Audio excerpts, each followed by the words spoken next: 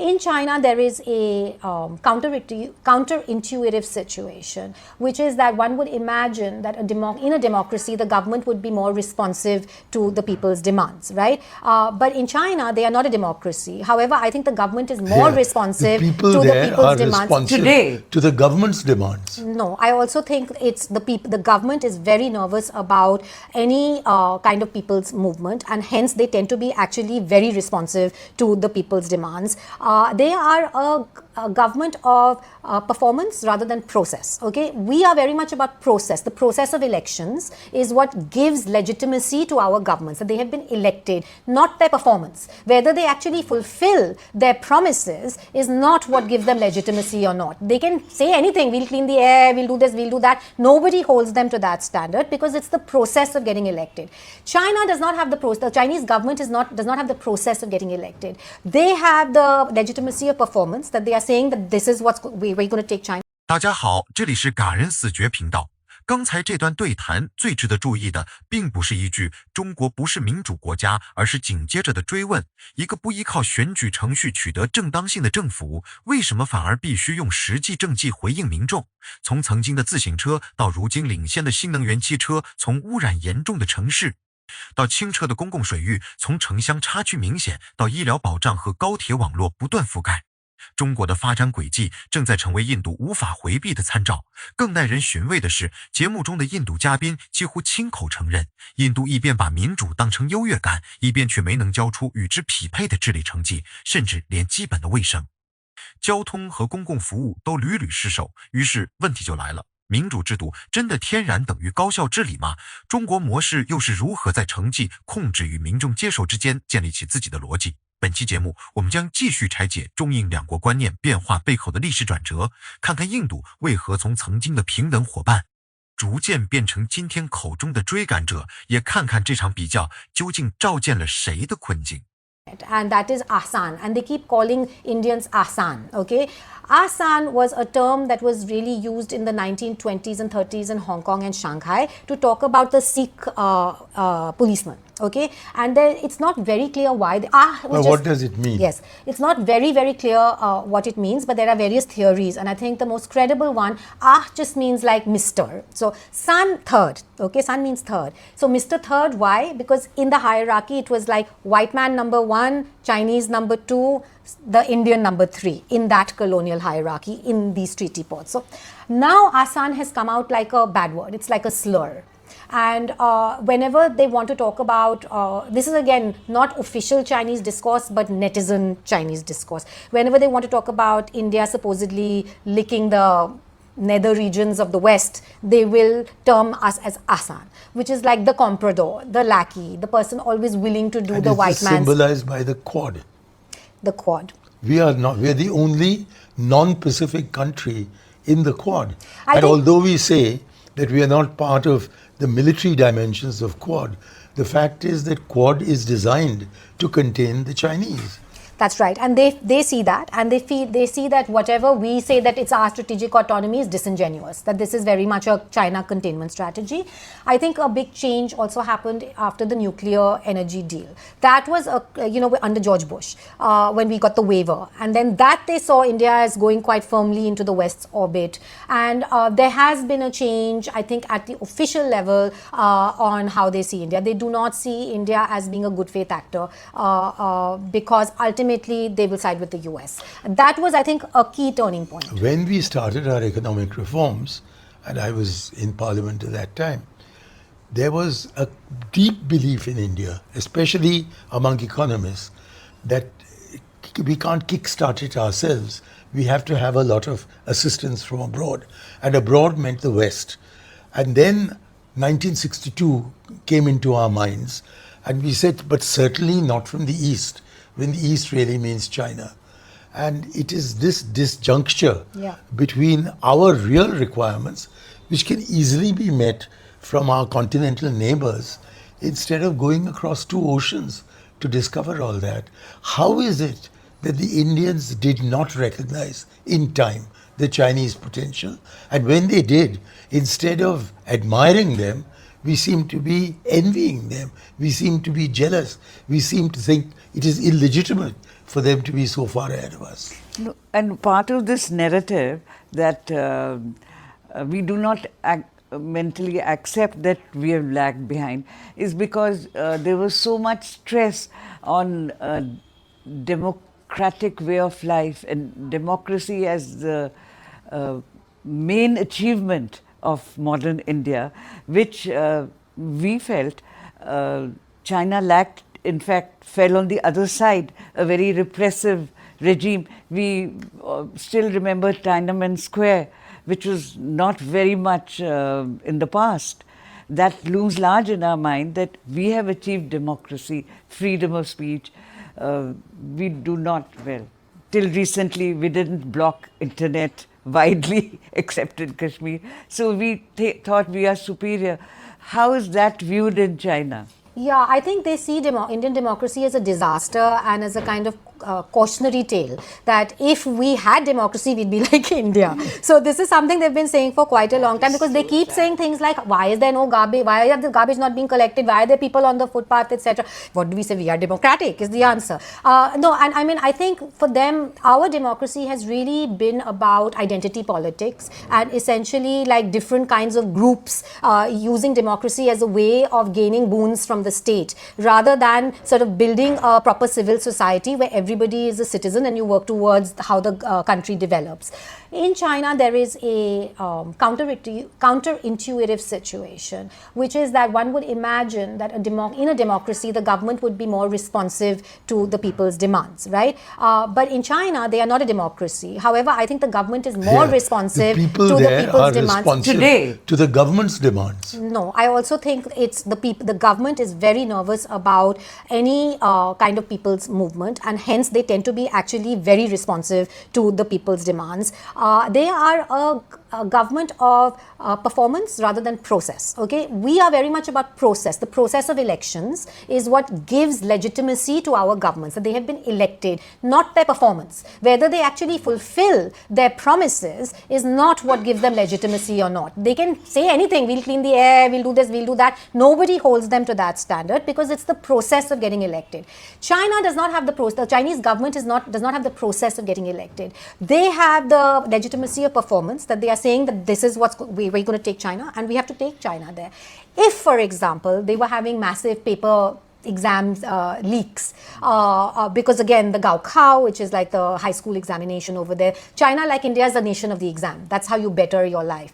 If those exams were having widespread leaks, if there was any sense that there was unfairness in that, they could face a huge consequence, which is why they really make sure that these things are conducted. You mean the government? Mm-hmm. I mean the government, yeah. So hence you have a government that is actually much more responsive to, like, that governs, that has government capacity and is solving various issues, because if they do not have any other way of withstanding any protest, right? So like the way of handling it is performance. So it's a very counterintuitive situation. So you're saying that although it's the Chinese Communist Party, yes, which remains the same, yes, it's the Tiananmen reaction is no longer part of the state armory.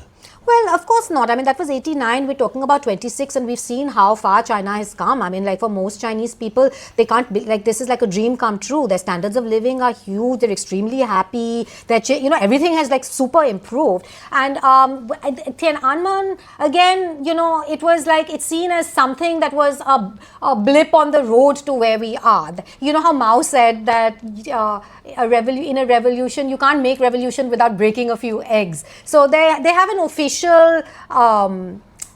judgment, and the official judgment on Mao is that he was 70% correct and 30% wrong. So some things were wrong, but this was necessary in the kind of longer term, and I think most people would see it like that. So the travails of the past have been forgotten. The price of the cultural revolution on society is wiped out from the collective memory? It's not taught. So it's basically like a big blanket silence. Is it like the American attitude towards the Red Indian and their history with the Red Indians? No, I think it's more talked about in the US because there are pressure groups and they talk about it, and there will be occasionally. The US has much more freedom of speech. There's no two ways about it. In China, there are these certain areas, like you don't go there. So like the young people today would have almost no knowledge of the Cultural Revolution or the Great Leap Forward because it's not available in school curriculum, and usually it's not talked about within families because families have this sense of what's the faida, what's the point of talking about it and dragging up all these things that happened in the past when look at what's happening now.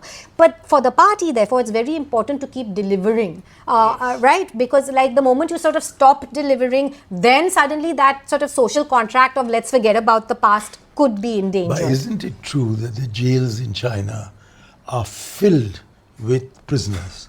And also, I heard this from Ambassador Nirupama Rao, that on the internet, there are thousands literally every day complaining about something or the other in China. Yeah, so I think that maybe when Nirupama was there, which is when I was there, was a time of a lot more freedom of speech. Under Xi Jinping and the kind of current surveillance of the internet, you're going to find very little complaining about China because if there is, it will get wiped out.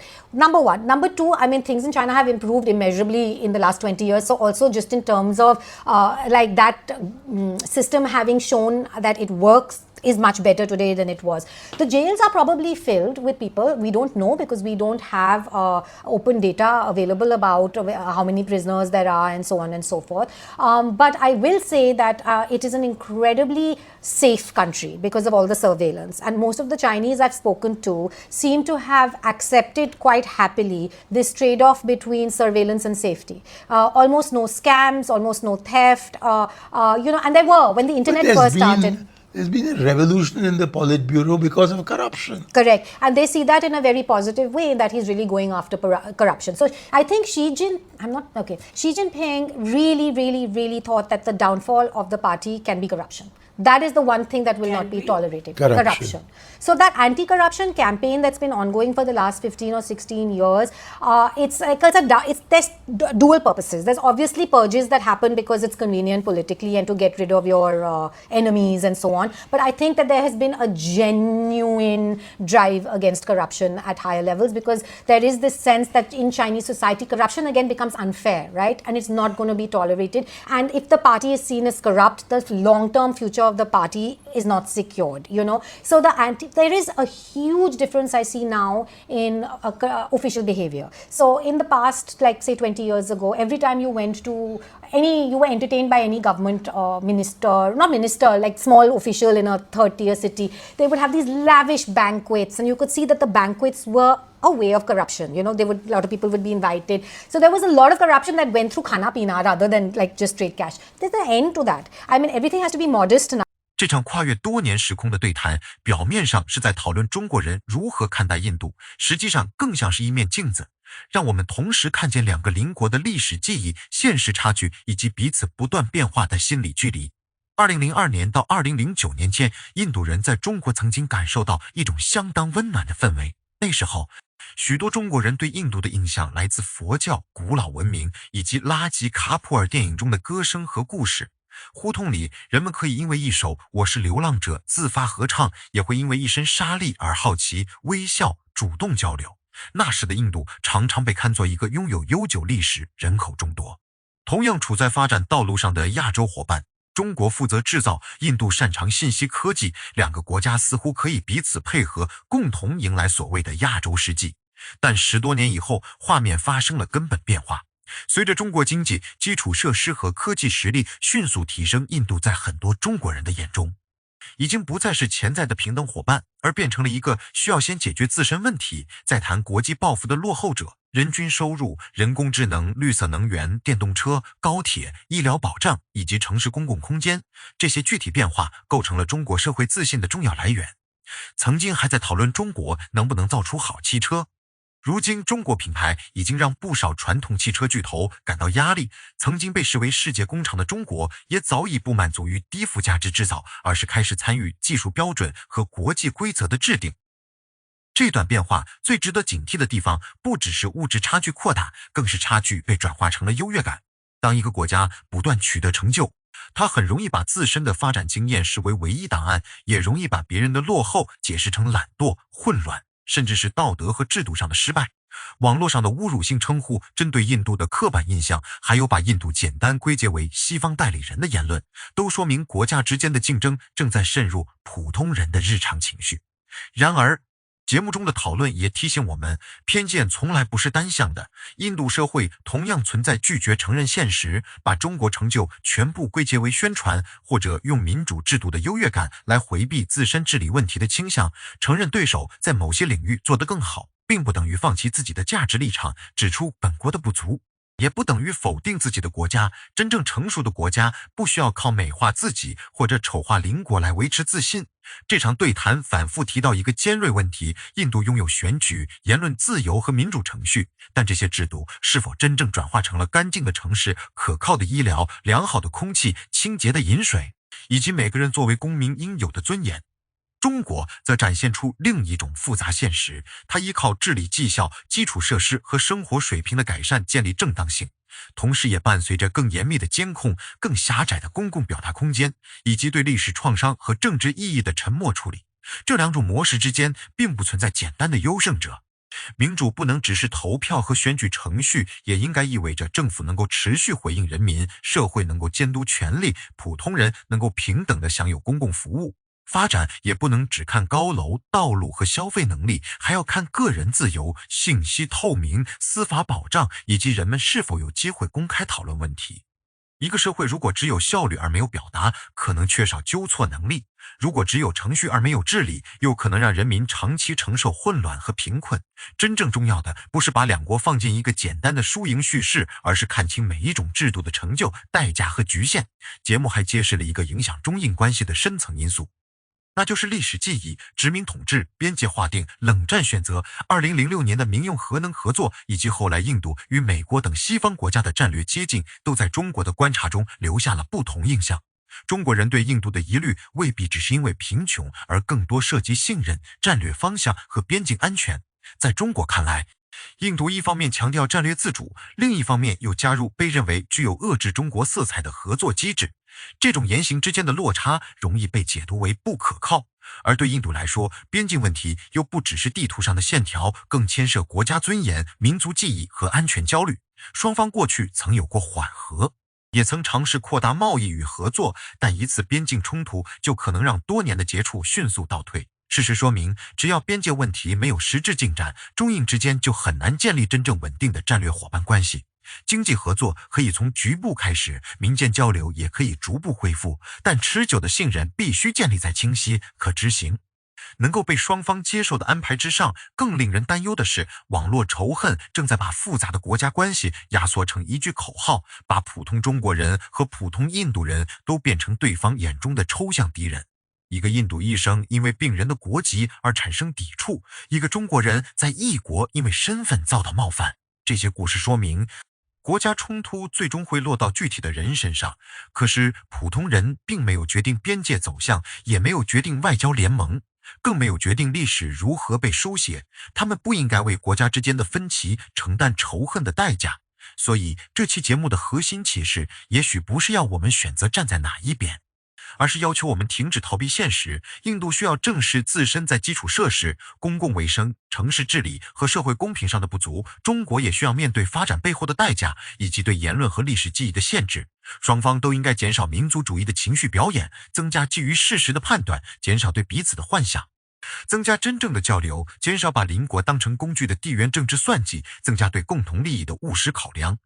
邻国不会因为彼此不喜欢就消失，边境也不会因为网络上的叫骂而变得更安全。无论未来是竞争更多还是合作更多，中印都必须学会在分歧中共处，在现实中谈判，在不信任中保留沟通渠道。所谓更美好的亚洲，不是某一个国家单独称霸，而是不同文明能够在保留自身道路的同时，避免把竞争变成敌意，把差异变成仇恨。这场对谈最后留下的希望并不宏大，甚至只是关系回暖的一小步，但历史从来不是永远静止的。今天的敌意也不是注定无法改变，只要双方愿意承认事实、修正误判，并把普通人的生活与尊严放在国家叙事之前，曾经的兄弟情未必能够原样回来，但新的相处方式仍然有机会被创造出来。欢迎大家在评论区分享你对中印关系、国家发展与制度选择的看法。